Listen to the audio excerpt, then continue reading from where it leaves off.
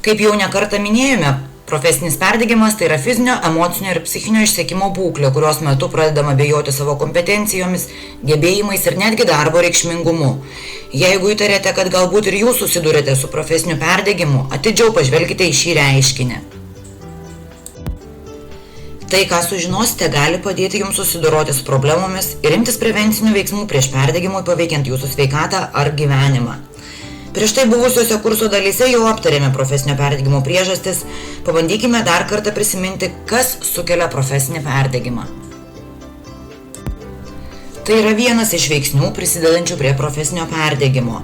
Jeigu neturite galimybės paveikti sprendimų turinčių įtakos jūsų darbui, pavyzdžiui, atlikti tam tikrų korekcijų darbo tvarkaraštyje, užduotyse ar darbo krūvyje, visa tai gali prisidėti prie perdegimo. Lygiai taip pat kaip ir reikalingų išteklių darbui atlikti stoką.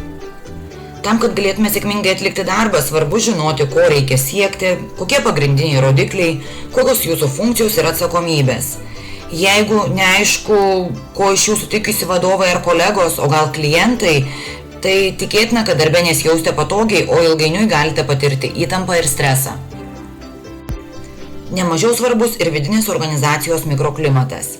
Jei patirite patyčias, jaučiatės griaužiamas ar apkalbamas kolegų, jaučiate vadovo kontrolę kiekviename žingsnyje, logiška, kad tokiu atveju patirite ir nuolatinę įtampą, baimę ir stresą. Jei jūsų vertybės smarkiai skiriasi nuo darbovietės vertybių, vadovo taikomų strategijų kovai su nuoskaudomis, šis netikimas ilgainiui gali turėti žalingą poveikį ir privesti prie perdegimo. Jei darbas netitinka jūsų interesų ir įgūdžių, ilgainiui jis gali tapti stresinis, kadangi toks darbas tampa neįdomus, nesuteikia galimybių savęs realizavimui. Monotoniškas ar chaotiškas darbas, kuriame nuolat reikalinga energija tam, kad būtų galima išlaikyti dėmesį, taip pat gali sukelti nuovargį ir profesinį perdegimą. O jei dar prie to prisideda ir konkurencinga aplinka, neįvertinimas, palaikymo stoka, profesinio perdegimo rizika dar padidėja. Jei darbe ir asmeninėme gyvenime jaučiatės vienišas, izoliuotas, neturintis galimybių sulaukti paramos ir palaikymo iš aplinkinių, tikėtina, kad susidursite su didesniu stresu. O jei prie viso to dar prisideda ir balansų nebuvimas, nes visą laiką ir pastangas atima darbas, o šeimai ir draugams tiesiog nebelieka nei jėgų, nei laiko, tai padeda susikurti palankiai profesinio perdegimo terpei. Ir nors kiekvienas gali patirti profesinį perdegimą, vis dėlto yra keletas profesijų, kur perdegimo tendencija būdinga labiau ir šių profesijų atstovai perdega žymiai dažniau. Taigi pažvelkime į tas profesijas, kurios priskiriamos didesniai rizikai perdegti. Amerikos medicinos asociacija paskaičiavo, kad beveik 50% gydytojų patiria sunkius profesinio perdegimo simptomus, kurie susijęs su aukštais reikalavimais ir stresu rūpinantis pacientais, ilgomis darbo valandomis, administracinė našta. Perdegimo simptomai labiau paplitę greitosios pagalbos, šeimos gydytojų ir praktikantų tarpe. Perdegimas paplitęs ir slaugytojų profesijos atstovų tarpe. Amerikos medicinos asociacija nurodo, kad didesnė slaugytojų rizika perdegti siejama su dideliu pacientų tenkančių vienam slaugytojui skaičiumi, taip pat ir su ilgomis pamainomis, kurios itin būdingos šios profesijos atstovams. Skausminga tikrovė, su kuria susiduria šios profesijos atstovai, kasdien dirbdami su klientais, persikelia neretai ir į asmeninį gyvenimą, o tai gali sukelti perdegimą. Lyginant su kitų viešas paslaugas teikiančių profesijų atstovais, būtent pedagogai įvardinami kaip patiriantys didžiausią riziką perdegti. Iš dalies šią riziką didina darbo sąlygų problemos bei prieiga prie technologijų. Vienas iš tyrimų atskleidė, kad perdegimo reiškinys labiausiai būdingas jauniems iki 30 metų amžiaus mokytojams. Amerikoje stebima ir ši tendencija. Pasak Nacionalinės pradinių mokyklų vadovų asociacijos, perdegusių mokyklų direktorių skaičius auga. Daugiau kaip 75% pradinių mokyklų vadovų patiria rimtus streso simptomus, kurie susiję su nuolat patiriamu spaudimu darbui ir rezultatams. Perdegimas tarp advokatų gali atsirasti dėl atliekamo darbo pobūdžio, darbo krūvio, jei suorientuotas į problemas, bei ypač aršią konkurenciją dėl klientų su kolegomis. Darbas šioje srityje susijęs su didelė rizika, stresinėmis situacijomis, kurias neretai lydi beprotiškas gyvenimo būdas, kai specialistai kasdien susiduria su blogiausia žmogiškąja prigimtimi. Perdegimas dažniausiai paveikia tuos policijos pareigūnus, kurie buvo labiausiai įsipareigoję profesinės karjeros pradžioje. Šios srities profesionalai taip pat susiduria su dideliais klientų srautais, neretai jiems tenka dažnai keliauti ir tuo pačiu susitvarkyti su beprotišku mokesčių sezono tvarkaraščiu, ketvirčio ataskaitų terminais ištisus metus. Tai yra tie veiksniai, kurie lemia ilgalaikį stresą ir išsekimą. Perdegimas neapsiriboja profesijomis, kurios reikalauja daug mokymosi ir pasirengimo prieš pradedant dirbti. Wall Street Journal identifikuota, kad mažas darbo užmokestis ir monotoniškos užduotis, kurios būdingos greito maisto pramoniai, lemia didžiulę darbuotojų kaitą, o darbuotojų kaita yra vienas iš pagrindinių profesinio perdegimo rodiklių. O su darbu susijusi įtampa yra kitas svarbus perdegimo indikatorius ir jis itin būdingas asmenims, dirbantiems greito maisto aptarnavimo srityje. Darbuotojų kaita paplitusi ir tarp šios profesijos atstovų. Ši darbuotojų mažmeninėje prekyboje kaita siejama su darbo aplinka, kur darbuotojai nesijaučia vertinami vadovybės, su jais nuolat elgiamasi taip, lyg jie būtų nereikalingi. Be to, jiems neretai tenka susidurti ir su nemaloniais klientais. Tai ne vienintelės profesijos, kur yra įmanoma perdegti, tačiau tik keli karjeros sričių pavyzdžiai, kur šis reiškinys pasireiškia pakankamai dažnai. Profesinis perdegimas yra visur, iš dalies dėl ekonominių sąlygų, bet tai glaudžiai susiję su darbo aplinka ir pačiu darbo pobūdžiu. Kiekvienas gali patirti perdegimą, nepriklausomai nei nuo pareigų, jei jiems tenka dirbti didesnio streso sąlygomis, ilgesnės valandas, jei jie jausis išsekę ir neįvertinti arba kaip tik nuvertinti.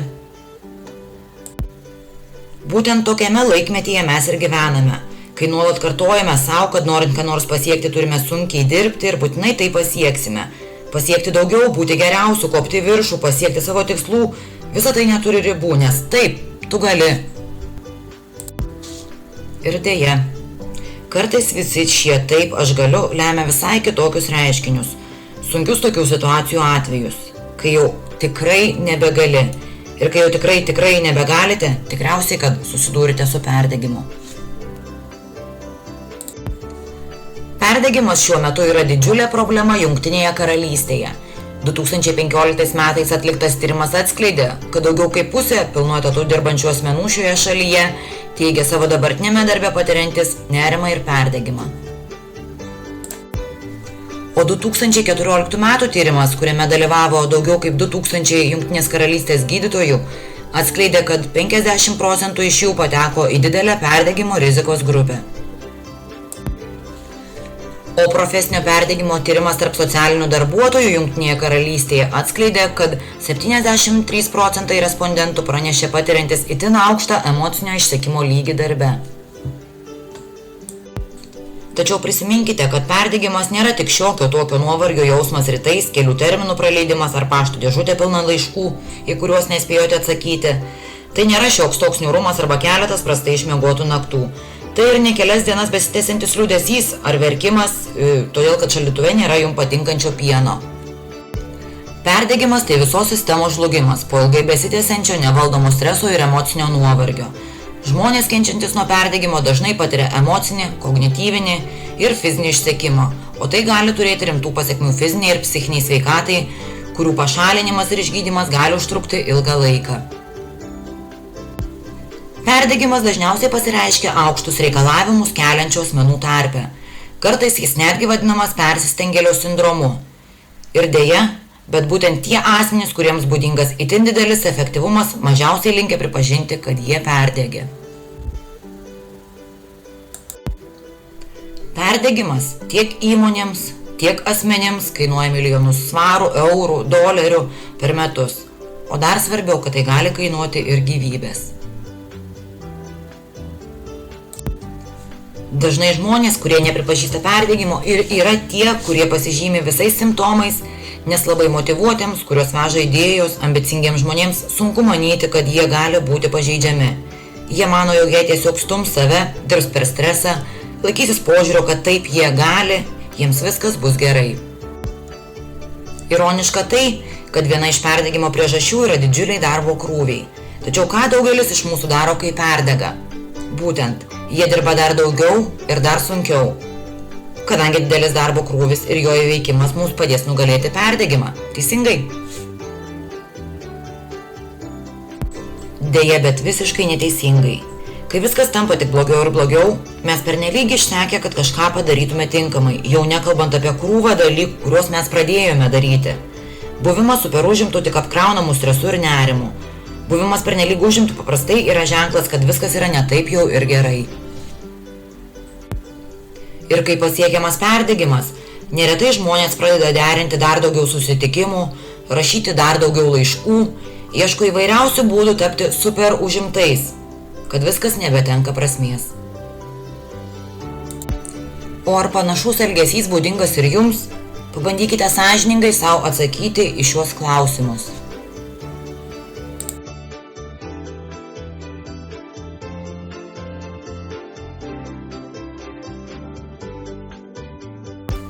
Prisiminkite, kad būtent tokiose situacijose reikėtų išmokti šiek tiek atsiriboti ir apriboti savo darbo krūvį, o ne desperatiškai bandyti pasikrauti, tikintis, kad pasikrovimas padės įveikti visas problemas.